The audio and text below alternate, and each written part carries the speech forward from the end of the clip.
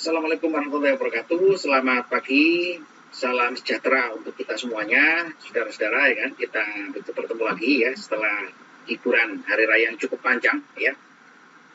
Dan cukup menyita waktu kita, perhatian kita kan untuk sedikit kurang perhatian perkuliahan ya kan. Nah, sekarang kita normal lagi ya, perhatian ke perkuliahan ya. Saudara-saudara, kita lanjutkan ya materi kita mengenai teori informasi ini ya, bahwasanya dunia kita, dunia IT ini ya pasti gitu kan mengurusi yang namanya informasi ya. Informasi itu adalah menu utama pekerjaan kita ya. Bagaimana informasi itu dikirimkan ya, bagaimana cara mengirimnya gitu ya, kemudian bagaimana cara kita mengolah informasi, mengolah data menjadi informasi ya, bagaimana informasi itu disimpan, bagaimana informasi itu dioptimalkan ya. Nah, itulah pekerjaan kita sebagai orang-orang yang bekerja di bidang ilmu IT ya, agar betul-betul memahami gitu kan bahwa informasi itu adalah sangat powerful dan sangat berguna ya. Jadi pekerjaan kita saudara-saudara ya kan, bagian yang paling utama adalah ya kan mengolah informasi ini ya, merupakan suatu pekerjaan ya kan, mengolah data yang tidak kelihatan ya, barangnya tidak kelihatan tapi wujudnya nyata. Nah, gimana ya caranya menjelaskan ya? Nah, itu barangnya tidak kelihatan tapi dampaknya dan wujudnya nyata ya. Jadi seperti saya melihat video Anda ini gitu kan, video Anda ini kan bisa dikatakan ya kan itu di depan saya kan tidak ada ya, tapi ada Anda. Nah, itulah informasi ya.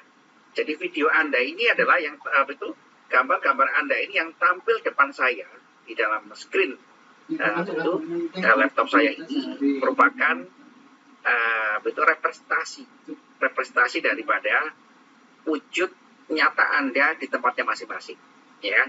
Misalkan ya kan Hendro ini kan saya nggak tahu apakah Hendro ini ada di kamar, apakah lagi mandi di sumur gitu kan, lagi berenang di sungai, saya nggak tahu. Ini cuma muncul gambarnya saja. Kalaupun toh muncul gambar videonya real time, itu juga saya tidak pasti apakah Hendro ini sedang ngapain saja, saya nggak tahu ya. Jadi ini adalah salah satu ciri khas daripada dunia informasi saudara-saudara. Pesan yang ada di depan kita ini ya, adalah representasi daripada suatu keberadaan wujud nyata atau physical entity seperti itu ya. Nah, itulah informasi ini harus kita pahami gitu kan, sebagai representasi ya, suatu data ya kan yang telah diolah, diatur dan distrukturkan ya, distrukturisasikan ya kan, memiliki suatu makna ya melalui interpretasi ya kan, sehingga nanti itu menghasilkan suatu pengetahuan, ide atau gagasan seperti itu ya. Jadi informasi ini saudara-saudara itu adalah data yang sudah diolah ya, kumpulan data yang sudah diolah ya, menjadi sudah diolah, sudah diorganisasi, sudah distrukturkan ya kan, kemudian ditafsirkan ya menjadi suatu makna, menjadi suatu itu pengetahuan ya.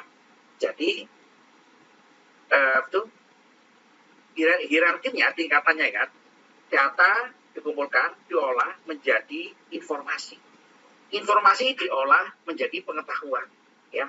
Nah, pengetahuan ini gitu kan saudara-saudara ya, dalam arti adalah sudah memiliki yang namanya memiliki yang namanya derajat atau tingkat ya kan, kebenaran atau faktanya atau faktualnya ya, atau validitasnya. Jadi pengetahuan itu adalah ya, bisa kita katakan adalah informasi yang terkonfirmasi ya, informasi yang memiliki validitas ya, informasi yang memiliki fakta kebenaran ya. Jadi di atasnya informasi ini ada lagi knowledge, pengetahuan ya. Yang pengetahuan itu sudah pasti kan teruji melalui berbagai macam metode seperti itu. Saudara-saudara ya, tadi alurnya dari data, informasi dan pengetahuan ya. 3 area ini gitu kan adalah pekerjaan daripada orang-orang sistem informasi ya, merancang suatu sistem, merancang algoritma bagaimana kan data itu bisa dikirimkan ya menjadi informasi, ya, atau di encode, ya, dienkripsi menjadi satu informasi. Kemudian data ini diolah, ya, menjadi informasi. Nah, itu satu pekerjaan sendiri. Kemudian informasi diolah menjadi pengetahuan, itu juga pekerjaan tersendiri, ya.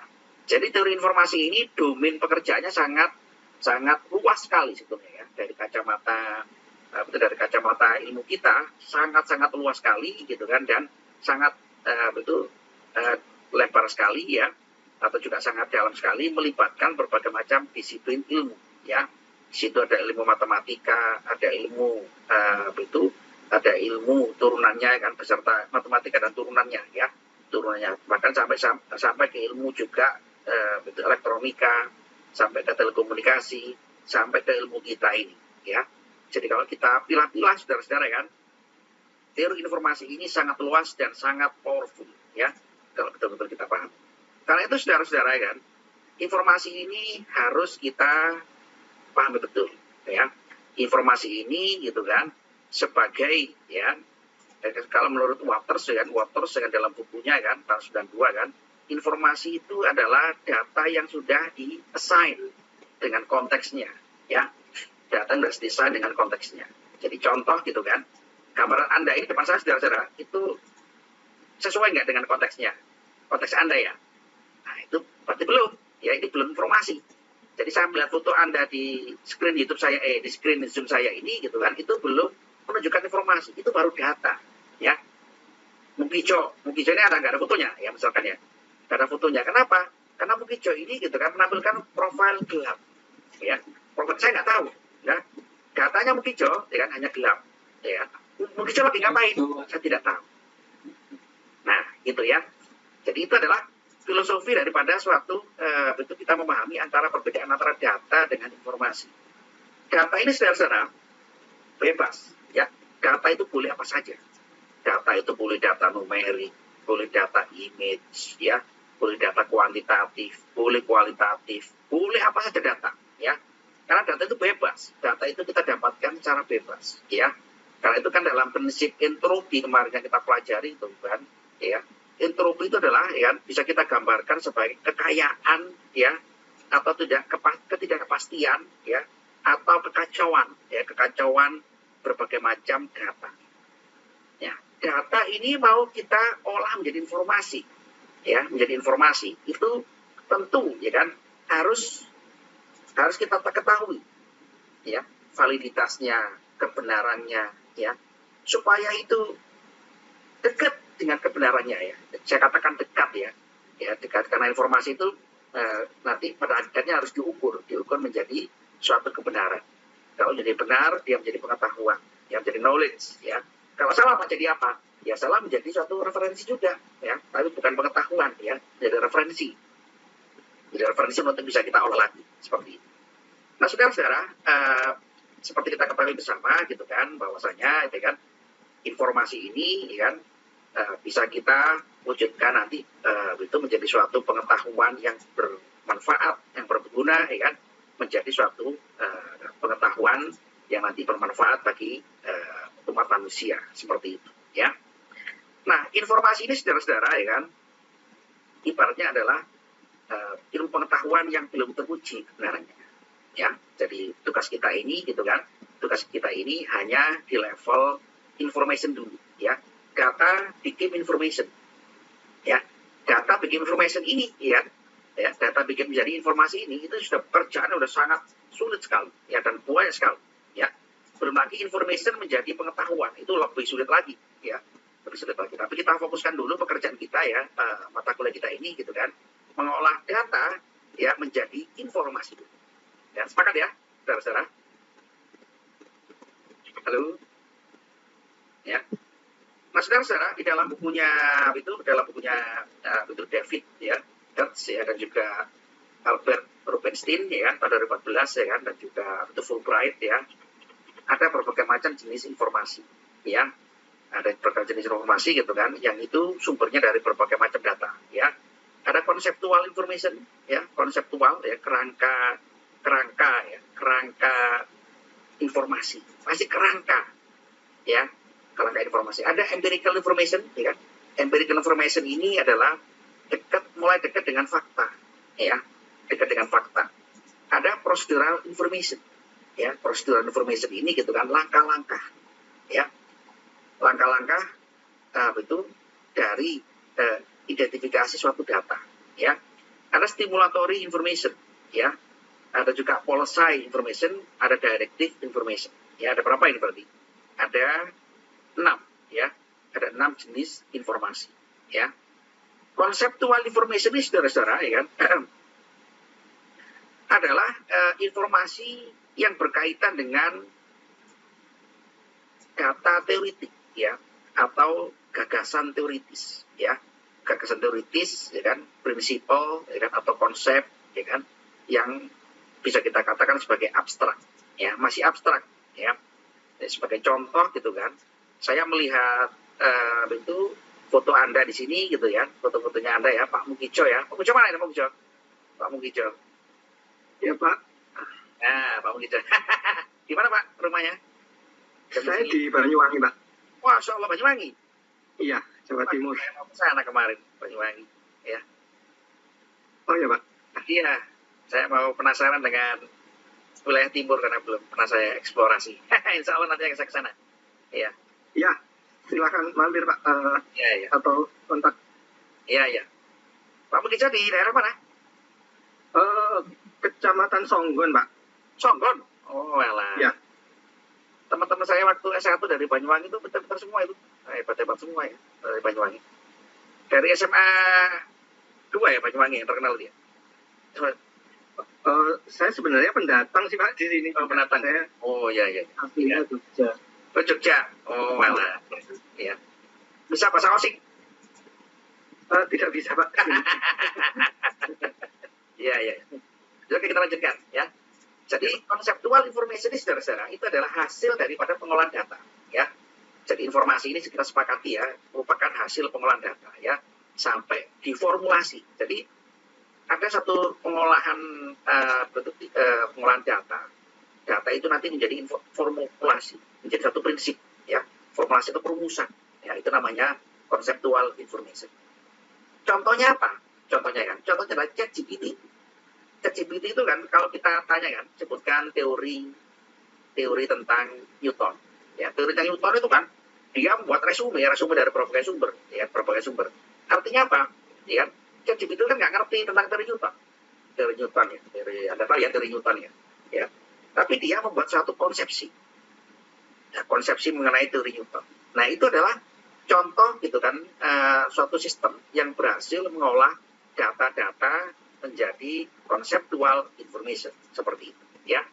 Jadi conceptual information ini saudara-saudara ya kan melakukan identifikasi gitu kan suatu konsep ya, suatu konsep untuk dibandingkan satu sama lain ya, dibandingkan satu sama lain sehingga dia mendapatkan suatu benang merah ya, suatu benang merah ya kan, yang sama antara data-data satu dengan yang lain menjadi suatu rumusan atau formulasi. Nah, itulah yang disebut sebagai conceptual information ya. Apakah itu benar nanti hasilnya? Belum tentu. Ya, karena seperti kita katakan dengan informasi ini belum dimensi kebenaran. Kalau sudah teruji kebenarannya, dia di level knowledge. Ya. Nah, knowledge itu bagi-bagi. Knowledge itu dibagi-bagi lagi. Ya kan? Ada tacit knowledge. Ya. Ada gitu kan, experience knowledge. Ya, macam-macam dibagi lagi. Ya. Nah, tugas kita ini di sini dulu. Ya, tugas kita ini mengolah data menjadi informasi dulu. Seperti itu. Ya. Sebagai contoh gitu kan, saya tanya Pak Mugijo, Pak, caranya Jakarta dengan Banyuwangi berapa kilo? Informasi. Mungkin sekitar 1000 km ya Pak. Nah, itu data. Ya, data. Artinya gitu kan, kalau itu jadi informasi bagaimana? Jarak Jakarta Banyuwangi 1000 kilo. Supaya jadi informasi bagaimana? Nah, ya. Supaya jadi informasi, berarti kan apa? Kalau saya naik pesawat berapa jam gitu kan? Kalau saya jalan darat berapa jam? Nah, itulah informasi. Ya kan? Kalau Google Maps gitu kan, Google Maps itu kan dari jarak dulu nih. Ya. Jarak dan lokasi diketahui, begitu langsung itu kan datanya ya. Data spasial ya. Data spasial satelit ya. Jakarta Banyuwangi. Sekian kilo Pak Uju. Ya. Sekian kilo ini mau kita jadikan informasi. Apa sih informasinya? Orang itu mau ke Banyuwangi, gitu kan? Ya, supaya ke Banyuwangi apa saja moda transportasinya? Ada darat, laut, udara, gitu kan? Nah, langsung muncul itu apa jalan kaki. Nah, itu muncullah itulah informasi. Kalau di Google Map, teman-teman sering ya pakai Google Map ya.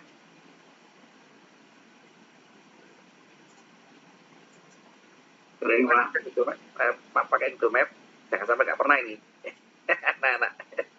nah, itu kan dimunculkan. Kalau naik pesawat sekian jam, gitu kan? Kalau naik kapal sekian jam, kalau jalan darat sekian jam. Itu informasi. Ya, apakah informasi itu benar? Belum tentu. Sehingga kalau orang itu kecewa menggunakan Google, ya menggunakan Google Maps, ya kan itu salah, ya. Karena Google Maps itu tidak menghasilkan knowledge, pengetahuan, tapi menghasilkan informasi. Pak, saya mau nguji, Pak. Google Maps benar nggak? Informasi Google Maps itu ya. Bahwa saya dari Banyuwangi itu perjalanannya 7 jam. Ya, 7 jam naik pesawat. Ya, misalkan aja ya. Nah, ini harus diuji. Berapa kali ujinya? Ya. Maka kita harus menggunakan ilmu statistik. Ya, di sini menguji minimal ya 30 kali. 30 kali pergi ke Banyuwangi, Pak. Begitu. Ya. Dan akhirnya kita dapat datanya. Oh, alah, ternyata naik pesawat ini gitu kan. Itu dengan asumsi sekian gitu kan. Itu yang betul adalah 7,5 jam. Mana datanya? Ini Pak, datanya. Bagaimana pengujiannya? Ini Pak, metode pengujian. Bagaimana analisnya? Ini Pak. Nah, itulah menjadi pengetahuan bahwa sebetulnya kalau kita mau ke Banyuwangi gitu kan, mengacu kepada referensi informasi dari Google Maps 7 jam kan, itu seharusnya 7,5 jam. Nah, itulah yang disebut sebagai pengetahuan, ya, informasi yang sudah teruji seperti itu, ya. Oke, saya lanjutkan, ya. Empirical information, ya, empirical information ini adalah informasi yang berasal dari data-data, ya, data-data pengamatan, ya, eksperimen, percobaan, atau pengalaman langsung, direct experience, ya. Data-data dari pengamatan, ya, ya, itu adalah empirical information. Sebagai contoh, gitu kan, hari raya kemarin, ya kan, semua orang ribut masalah penentuan Idul Fitri satu Syawal, ya. Nah, itu pasti ada dua aliran, ya kan? Aliran hisab sama aliran rukyah, ya. Yang hisab menghitung, yang rukyah, ya kan, melihat eksperimen. Nah, apakah dua-duanya ini salah? Dua-duanya punya sama benar, ya. Setelah kita pelajari kan hanya cuma beda ini ya, beda kriteria gitu kan. Semua itu benar, rukyah dan hisab itu benar, hanya beda kriteria gitu kan. Kalau hisab gitu kan, itu tidak menggunakan batas 3 derajat ya, sebagai di kategori untuk bulan baru, ya. Untuk bulan baru di awal bulan itu 3 derajat. Tapi kalau rukyah harus 3 derajat. Kenapa 3 derajat? Ya karena kan bulan itu mengelilingi bumi 360 derajat. 360 derajat dibagi 30, ketemu 12 derajat. Berarti satu hari gitu kan, bulan itu bergeser ya, bergeser mengelilingi bumi, busurnya itu harus 12 derajat. 12 derajat itu dibagi 12 jam. Berarti 1 jam harus 1 derajat. Nah, untuk penentuan bulan baru berarti minimal harus 3 derajat. Nah, itu ya. Jadi itu salah satu contoh gitu kan daripada empirical information, ya. Data-data yang diolah oleh kita ya kan, dari data-data pengalaman, pengamatan, eksperimen ya secara langsung ya. Yang itu dituangkan menjadi suatu data nanti diolah menjadi informasi. Itulah yang disebut sebagai empirical information, ya. Data-data ini secara kan betul banyak sekali gitu kan, data-data yang misalkan data nanti menjadi data pakar, ya. Data pakar itu contoh gitu kan. Nah, datanya dokter, ya, dokter itu setiap dia merawat pasiennya ditulis, ya, pasien ini gejalanya ini, penyakitnya, kemungkinan ini ditulis semua gitu kan. Dokter itu makanya nggak boleh nggak nulis, ya. Setiap pasien itu punya riwayat, harus ditulis, ya. Kalau nggak ditulis itu berbahaya bagi dokternya, ya. Kalau ada apa-apa gitu kan dokter disalahkan, ya. Nah, seperti yang juga ya, lebih banyak punya buku, ya, punya buku catatan, yang buku catatan dalam memimpin satu sistem, ya. Si waktu ini ya, yang merecord suatu kejadian, merecord suatu proses, ya, kan, dicatat, akhirnya nanti ini menjadi data untuk knowledge, ya. Untuk knowledge karena berasal dari observasi, eksperimen dan pengalaman secara langsung seperti itu, ya. Kemudian procedural information, ya, procedural information ini adalah, ya, informasi yang berasal dari data-data instruction, arahan, step, ya, direction, ya, akhirnya betul data-data ini diolah menjadi suatu prosedur, ya, menjadi prosedur ya, yang itu menyangkut banyak hal gitu kan, bisa jadi menyangkut industri, manufacturing, menyangkut satu proses pengolahan itu di dalam industri ya, industri proses ya kan, itu semuanya sama. Akhirnya menjadi suatu pengetahuan. Contoh gitu kan, industri tempe ya, kita kan masih tempe ya. Tempe itu kan kalau diuraikan menjadi suatu data, itu kan tahapnya kan hampir semua sama ya. Dili mentah, cuci macam-macam sampai fermentasi ya. Ini saudara, data-data ini saudara kalau diolah akhirnya ketemu benang merahnya, langkah-langkahnya hampir sama. Nah, langkah-langkah yang hampir sama ini yang merupakan resume dari data pengolahan tempe ya, itu akhirnya menjadi prosedur atau menjadi SOP secara formal seperti itu ya. Jadi prosedur information ini saudara kan, prosedur information ini itu kan merupakan hasil identifikasi dari data-data yang bersifat instruktif, langkah per langkah ya, atau step per step ya kan, atau juga sampai dan proses seperti itu ya. Nah, proses dari input ke output seperti itu ya. Kemudian stimulator information ya. Jadi stimulator information ini adalah akan cenderung kualitatif. Kalau tadi ya 1 sampai 3 itu kualitatif, datanya itu terukur semua ya. Datanya itu by fact ya, ada data faktanya terukur ya. Kalau stimulator information ini, nah ini sudah mulai kualitatif ya. Artinya apa? Stimulatory ya, rangsangan ya, stimulit ya, merangsang ya. Jadi ini adalah satu data yang bersifat kualitatif ya, tidak bisa kita ukur ya, tapi juga bisa kita ukur ya, tidak bisa diukur tidak terukur kan jadi ukur ya. Sebagai contoh gitu kan, data-data seperti ini adalah data-data yang sifatnya adalah provokasi ya, berfungsi untuk mendorong atau menciptakan respon dan penerima informasi yang berkata ya. Jadi adalah contohnya adalah reaksi orang ya, kemudian tingkat emosional orang ya, kemudian tingkat ketertarikan orang ya, sampai kepada orang itu mengikuti informasi. Itu adalah contoh-contoh stimulator information ya. Seperti contoh adalah iklan ya, iklan itu kan itu contoh daripada stimulator information ya. Orang merupakan iklan ya kan, muncul datanya adalah jumlah orang yang melihat, viewer ya. Kalau kita lihat di YouTube ya, viewernya berapa yang berinteraksi ya, bagaimana respon orang. Nah itulah ya kan, itu adalah data-data yang bersifat stimulator ya, yang nanti akan kita olah menjadi informasi gitu kan, tentang macam-macam ya, tentang ketertarikan, tentang sentimen ya, tentang tentang tingkat emosionalnya ya, tentang dampaknya gitu kan, macam-macam ya. Sehingga data-data tadi itu bisa kita pilah-pilah menjadi informasi-informasi yang mungkin gitu kan, sesuai dengan yang diharapkan ya, seperti itu. Nah, selanjutnya ya kan, itu policy information ya, ini peraturannya. Nah, itu peraturan di suatu organisasi gitu kan, yang itu ya, kalau seperti ini saudara ya, ini sebetulnya relatif tidak ada perubahan karena policy ya. Misalkan gitu kan, undang-undang Republik Indonesia. Nah, udah pasti itu gitu kan, itu data dan informasinya sama ya, data dan informasi sama, undang-undang Republik Indonesia ya, kan nggak boleh berubah ya. Data karena sifatnya adalah policy, jadi data ini adalah data kualitatif ya, yang relatif tidak boleh berubah satu sama lain ya, karena itu adalah undang-undang peraturan ya. Jadi kalau datanya mana, datanya peraturan, informasi mana, jadi peraturan ya, seperti itu ya. Kalau information ini nggak terlalu sulit ya, karena itu sifatnya adalah rigid information ya, tidak ada perubahan dari data maupun dari informasi ya, seperti itu. Nah, yang berubah adalah implementasi dari satu kebijakan. Nah, itu baru informasi ya. Misalkan itu kan peraturan tentang lalu lintas ya, katanya peraturan. Kemudian apa contoh kebijakannya gitu kan? Contoh kebijakan adalah penerapan one way dari Jakarta ke Jawa Timur ya. One way ini kan melanggar peraturan jalan tol berarti dipakai dua arah dari Jakarta. Ini kan ada peraturan. Nah, itu ada kebijakan ya. Jadi kebijakan ini segera bisa menjadi informasi ya. Informasi kan untuk digunakan sebagai feedback ya, mengukur efektivitas suatu peraturan atau juga menjadi kebijakan sendiri seperti itu ya. Descriptive information ya, descriptive information ini gitu kan juga sama ya. Descriptive information ini gitu kan kualitatif ya. Ada suatu gambar image ya. Image ini kan ada suka motret apa di Banyuwangi, tahu gitu ya. Banyak siapa yang mau bisa Banyuwangi ya? Banyak kan? Oh, saya pergi sana ya. Nah, gambar wisata di sana ini gitu kan, di Banyuwangi gitu kan, itu kan bisa kita katakan menciptakan keindahan yang unlimited ya. Misalkan pantai Baluran, ada pantai Baluran ya, dan semua pantainya ada ya. Baluran itu taman nasional ya Pak, di dalamnya ada pantai ya. Iya ya, bukan pantai itu Baluran gitu ya. Baluran itu masih indah, bagus ya, terawat dengan baik gitu ya. Tapi itu foto ya, foto saja dan video. Bagaimana foto dan video itu menjadi suatu information, text information ya, text information yang tujuannya adalah menciptakan impresi ya. Maka ini adalah harus ada yang namanya satu skema gitu kan, descriptive information ya. Data-data, image, video ya, itu dia harus bisa mengkalkulasi ya, mengolah data-data ini menjadi suatu informasi kualitas ya. Fotonya Baluran itu menjadi suatu deskripsi bahwa di sana itu gitu kan, di sana itu ada itu daerah gitu kan, namanya adalah apa gitu ya, hutannya masih hijau kan, kemudian itu sangat sejuk udaranya, suhunya sekian, kelelapannya sekian gitu kan. Nah, itu yang disebutkan tadi deskripsi itu kan kuantitatif ya. Bagaimana nanti kita bisa menciptakan sistem yang bisa membuat informasi dari data image ya, data image ya, yang bersifat kualitatif menjadi informasi yang deskriptif, ini ya. AI belum mampu di sini ya. AI kita ini belum mampu ya. Ada yang betul Pak itu kan ada Pak.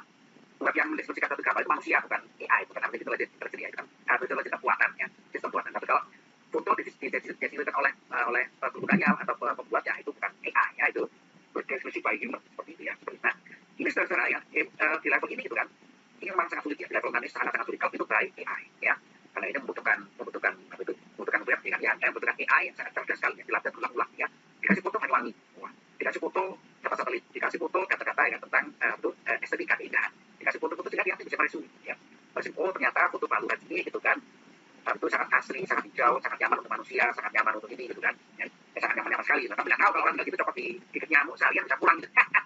Itu kan contoh gitu kan, itu ya AI yang cerdas ya, tapi juga belum objektif ya. Jadi informasi yang dijadikan itu harus sangat objektif mendekati faktanya, gitu kan, supaya tidak dikatakan hiperbola ya atau mengada-ngada seperti itu. Ya, semakin jadi tujuan kita adalah deskripsi informasi ini secara kalau ini berhasil gitu kan, AI saat ini digunakan orang itu berhasil, dia semakin menunjukkan kebenarannya ya. Kan sering itu ya, orang itu tertipu oleh sosial media gara-gara foto, betul nggak? Ya, fotonya bagus ya, foto di daerah Jogja sana, Wapindul ya, Wapindul itu kan, wah itu kayak mungkin di Grand Canyon di Amerika sana, gitu kan, begitu ke sana gitu kan, ternyata gitu kan airnya coklat, gitu kenapa? Karena sudah ada 1.000 orang main di situ ya. Nah, seperti contoh gitu kan, descriptive information gitu kan, yang belum bekerja di dalam sistem informasi kita ini, seperti itu ya. Nah, itu saudara ya, itu informasi tadi itu kan, kalau sudah diolah gitu kan, data mentah diolah menjadi informasi gitu kan, diolah lagi menjadi itu fakta terukur valid ya, fakta terukur teruji valid ya kebenarannya kan, maka informasi tadi menjadi knowledge pengetahuan ya, satu ya, menjadi pembuatan decision making ya, menjadi pembuat keputusan ya. Jadi informasi baru bisa kita olah buat keputusan. Contohnya apa? Pak Mukijo, Mas Hendro, apa contohnya? Apa contohnya? Ya, tolong ya. Kalau kita sudah punya informasi ya, informasi yang sudah teruji ya, sudah valid, sudah terukur ya, kemudian kita bisa membuat keputusan. Nah, decision making. Nah, inilah nanti betul ilmu informasi diperkembangkan sampai ke DSS ya, decision support system ya, seperti itu. Contohnya sederhana ya, gitu kan, tadi ya sebutkan itu kan, kita gunakan Google Map ya, Google Map kita ingin tahu jarak Jakarta Batuan. Tadi Pak bisa disebutkan dengan Google Map menyebutkan 1.000 km. 1.000 km gitu kan, kemudian muncul informasi dari Google ya. Informasi apa? Kalau pakai pesawat sekian jam, darat sekian jam, jalan kaki sekian jam ya. Tapi apakah kita harus pilih ya, kita harus pilih gitu kan, mana yang mau kita ambil ya. Nah, sekarang kita ambil pakai motor ya, pakai motor langsung dari Jakarta ke lagi motornya. Maka itu kita pilih motor itu kan ada pertimbangan ya, pertimbangannya apa? Macam-macam decision making ini enggak bukan hanya karena mata informasi ya, karena itu karena untuk efisiensi ya, karena juga harus pertimbangan, itu waktu dibutuhkan gitu kan, fleksibilitas macam-macam. Nah, decision making ini saudara dia bisa kita lakukan karena tidak hanya single information ya, tapi multiple information gitu kan, yang akhirnya kita olah lagi menjadi keputusan ya. Jadi informasi satu tadi gitu kan, dari Google Maps gitu kan, sampai ke opsi gitu kan, ke Jakarta Banyuwangi naik apa saja untuk waktu berapa jam kan, itu tidak cukup di situ ya, butuh informasi yang lain yang sehingga nanti kita bisa itu menghasilkan keputusan. Intinya adalah informasi yang digunakan sebagai dasar pengambilan keputusan adalah informasi yang terukur ya, dan terverifikasi seperti itu ya. 3, innovation ya, menjadi inovasi gitu kan. Inovasi contohnya apa? Contohnya adalah mengenai data-data paten ya. Kita semua saat ini secara gitu kan, negara-negara yang hebat itu apa sih indikasi negara hebat itu? Indikasi negara hebat adalah risetnya berjalan ya. Risetnya berjalan berarti produknya semakin banyak. Produk semakin banyak, semakin diminati oleh masyarakat. Ya, negara-negara yang berada di level seperti ini adalah negara-negara maju, gitu kan, Amerika, gitu kan, Jerman, gitu kan. Kenapa? Karena dia berhasil untuk menciptakan sistem inovasi. Nah, zaman sekarang ini secara kita membuat inovasi ini dimudahkan. Kenapa? Karena semua inovasi itu dipatenkan. Ya, nggak ada nggak inovasi yang dipatenkan, ya, kecuali tempe. Ya, tempe nggak dipatenkan. Pembuatan tempe, ya. Tapi kalau nggak inovasi sudah kan, cara buat chip, ya, cara buat microprocessor, ya, cara membuat satu device, itu semua dipatenkan semua. Dipatenkan oleh penduduk. Ya, USB, semua produk industri itu semua ada patennya, mesin-mesin ada patennya ya. Orang itu mau buat produk ya kan, itu, kalau dia nggak punya database mengenai suatu paten ya kan, dia nggak bisa menghasilkan paten. Jadi misalkan Pak Munijo gitu kan, Pak saya mau membuat mesin penyambut kelapa, sudah ada ya, misalkan gimana caranya, kita temukan lagi inovasinya. Nah, untuk bisa buat inovasi ini kita harus butuh data ya, data-data paten, data-data teknik betul mesin penyambut kelapa ya, betul kulit dan buah kelapa seperti itu ya, sehingga nanti kita bisa memunculkan peluang adanya celah ya, peluang atau celah adanya mengusulkan satu inovasi baru cara mengolah satu produk ya. Kita mau mengolah data atau mengolah satu sistem ya, itulah gunanya kita memiliki namanya data yang diolah menjadi informasi ya. Tentu di lagi paten-paten ya, teknisnya kolaborasi. Nah, kolaborasi itu otomatis kan kalau kita tahu gitu kan, informasi dari apa itu pengembangan satu grup, satu kelompok ya, mengenai kerjaan, ya, maka kita bisa melakukan kolaborasi karena adanya informasi ya. Yang pembangunan juga untuk pemberdayaan gitu kan, ini juga sama ya. Data-data mengenai kinerja satu sumber daya manusia ya, dalam satu instansi ya. Jadi dalam satu instansi gitu kan, SDM gitu kan, di situ ada struktur organisasi ya, ada bentuk fungsi kerjanya masing-masing gitu kan. Kita bisa mendapatkan datanya kan untuk melakukan pemberdayaan. Mana nih unit mana ya, atau bagian mana yang tidak optimal ya. Baik data kita bisa dapat informasinya kan, oh ternyata ya mengacu pada indeks kinerja gitu kan, maka kita bisa membuat satu untuk analisis ya untuk melakukan pemberdayaan ya. Ekonomi growth ya otomatis ya, pertumbuhan ekonomi ya, pertumbuhan ekonomi secara luas ya otomatis ya, karena data-data transaksi ya, data-data transaksi, data-data pembelian penjualan dengan itu bisa kita dapatkan real time selama 1 tahun ya annual, maka kita bisa menghitung namanya pertumbuhan ekonomi ya. Data transaksi, data ekonomi, data ekspor, data impor, data perbankan ya, dari satu gitu kan, sehingga bisa kita compute menjadi economic growth. Nah itu baru information ya, seperti itu. Terakhir adalah personal development ya, ini data kita sendiri ya, data kita sendiri gitu kan, perkembangan kita sendiri atau perkembangan secara personal ya, personal gitu kan, apa saja data-datanya banyak sekali gitu kan, data-data kerja kita ya, data-data aktivitas kita ya, data-data itu data-data kemampuan kita dalam menyelesaikan masalah gitu kan. Nah, itu personal development ya, lebih banyak digunakan untuk sekali data-data psikologis ya, data psikologis dengan data-data yang sifatnya itu terkait dengan personal ya, seperti itu. Nah, oke saudara, pertanyaan silakan mengenai itu penjelasan kita ini, silakan. Oke, nah silakan. Ya, izin bertanya sedikit Pak. Kebetulan ini sekarang sesinya tentang ini, Pak, konsep dari informasi.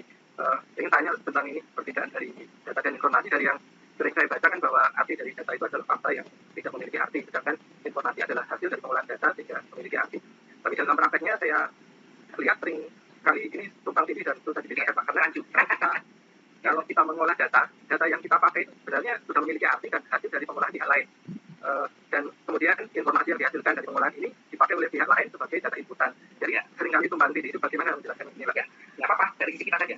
Dari sisi kita saja yang itu sudah ketahuan ya. Dari kita kan data itu tadi ya, data itu tidak memiliki validitas kebenarannya ya. Tapi walaupun begitu, data itu ya pasti dekat dengan kebenarannya. Nggak mungkin data itu jadi kita olah itu nggak dekat dengan data atau relasinya nggak ada. Ya, minimal ada relasinya. Ya, data kita olah itu memang belum tentu kebenarannya untuk jadi informasi ya, tapi ada relasinya. Ya, nah relasi itu yang kita anggap sebagai atau keterkaitan data ya, keterkaitan dengan informasi yang nanti akan kita olah ya. Dari perseraan cukup gitu kan, data itu menjadi informasi dari data ya, seperti itu. Itu namanya disebut sebagai kemarin entropi. Ya, entropi atau ya kekayaan informasi. Ya, tadi saya sebutkan kepada Anda gitu, pada Mas Mujita ya, jarak Banyuwangi Jakarta berapa? Fix 1000 km. Data itu nggak bisa dipatahkan karena data spasial, dan itu kan satelit ya. Satelit itu errornya sedikit sekali ya. Itu data satelit itu saya nggak bisa dipantai ya. Pak, saya ngukur sendiri Pak, dari Jakarta ke Banyuwangi, silakan aja. Kita ngukur dari Banyuwangi Jakarta, pakai apa? Jalan kaki Pak ya, bagus lagi. Seperti itu ya.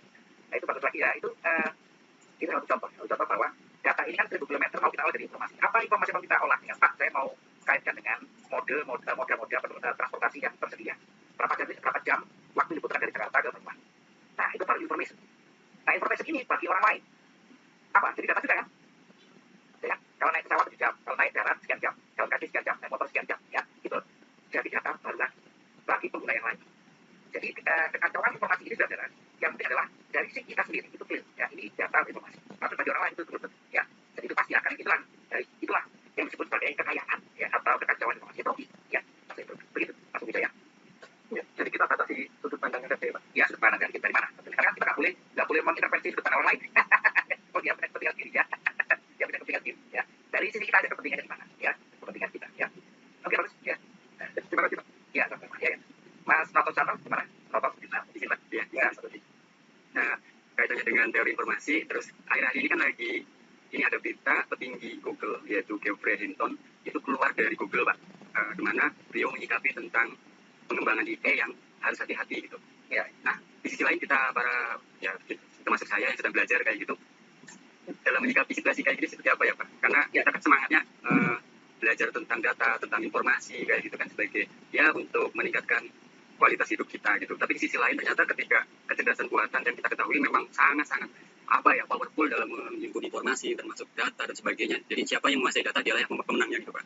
Tapi kekhawatiran beliau ini apakah perlu kita sikapi bagaimana ya Pak tentang kecerdasan buatan ini Pak? Mungkin kita diskusi bareng sih Pak. Izin. Makasih. Ya, itu memang sudah menjadi ciri khas daripada ilmu pengetahuan dan teknologi ya.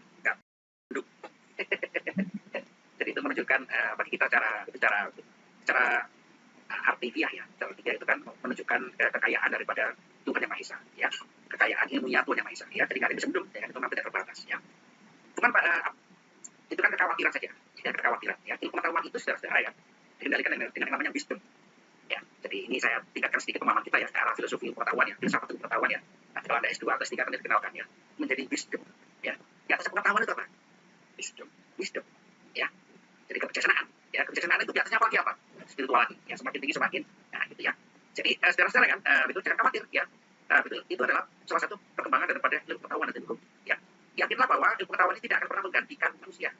Ya, justru membantu manusia. Ya, membantu manusia. Ya, Pak itu kan menggeser pekerjaan orang. Ya, menggeser pekerjaan orang itu ya, yang pekerjaan bersifat ordinary. Ya, ordinary gitu kan. Misalkan gitu kan orang ngelinting bako. Gitu, orang ngelinting bako di pabrik robot itu kan setiap 24 jam ngelinting terus gini. Ya, apa yang pertama masuk supaya manusia itu berkembang. Ya, berkembang supaya apa? Supaya mencari pekerjaan yang lebih tinggi lagi. Gitu kan. Seperti itu bukan berarti menggeser, ya faktanya menggeser. Tapi apa sih sinyal yang mau kita dapatkan? Bahwa manusia itu harus berkembang cara hidupnya. Yang awalnya berproduksi dengan ngelinting bako kan, karena Banyuwangi bakunya terkenal Bang Wisaya. Jadi itu harus berkembang. Kalau itu ngelinting bako pakai apa? Pakai robot, pakai IoT, pakai AI, macam-macam ya. Jadi saudara-saudara kan perkembangan AI ini patut kita sikapi dengan bijak ya. Kita tidak perlu khawatir ya. Kenapa kan AI ini saudara-saudara belum tentu juga menghasilkan ilmu pengetahuan yang benar. Ya, karena AI itu apa yang kurangnya kan? Ilmunya kan fit. Dia merasakan itu belum seperti kita, seperti Anda. Ya, Noto Suwanto ini pintar merasakan, ya, mendapatkan feel yang emosional about the truth. Nah, itu ya. Jadi jangan khawatir karena itu sehebat-hebatnya AI gitu kan masih hebat manusia. Ya, masih hebat manusia karena manusia menciptakan AI. Ya, AI itu gitu kan masih berada di level gitu kan memproses pengetahuan ya, yang pengetahuan itu belum, ya pengetahuan itu gitu kan kadang ya benar karena sudah kita ketahui gitu kan, sudah kita ketahui jawabannya gitu kan, tapi itu belum kita uji. Ya, sebagai contoh gitu kan, AI gitu kan disuruh untuk gitu kan untuk menyelesaikan masalah AIDS, kanker. Nggak mungkin AI bisa jawab.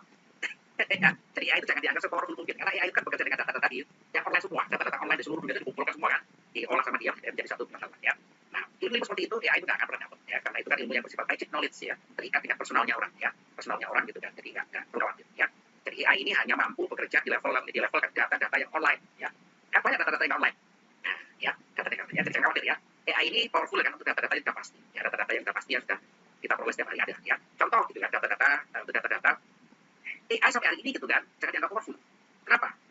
Coba Anda tanya ChatGPT kan, berapa suhu cuaca di tempat Anda saat ini? Pasti? Nggak akan pasti. Data cuaca itu kan, misalkan data cuaca itu teramalnya sangat sulit sekali ya.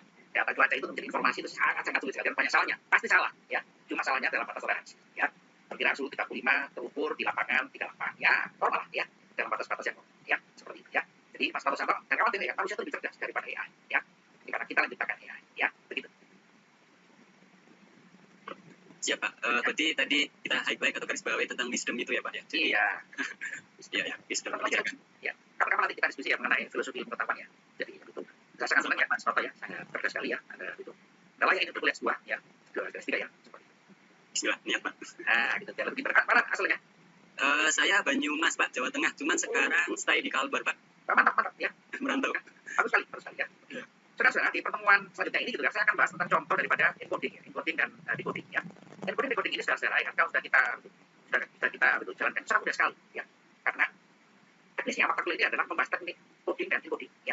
Encoding dan decoding ya. Encoding dan decoding ini adalah ya algoritma semuanya ya. Saya terangkan di depan dulu ya, di depan. Mana ya. Jadi kalau sudah menjadi teknik encoding decoding ya, sudah matematika dan pemrograman ya. Tapi jangan takut ya. Nanti kita cari software yang paling gampang aja ya, paling gampang untuk kita simulasi encoding dan decoding ya, informasi ya. Itu saja ya.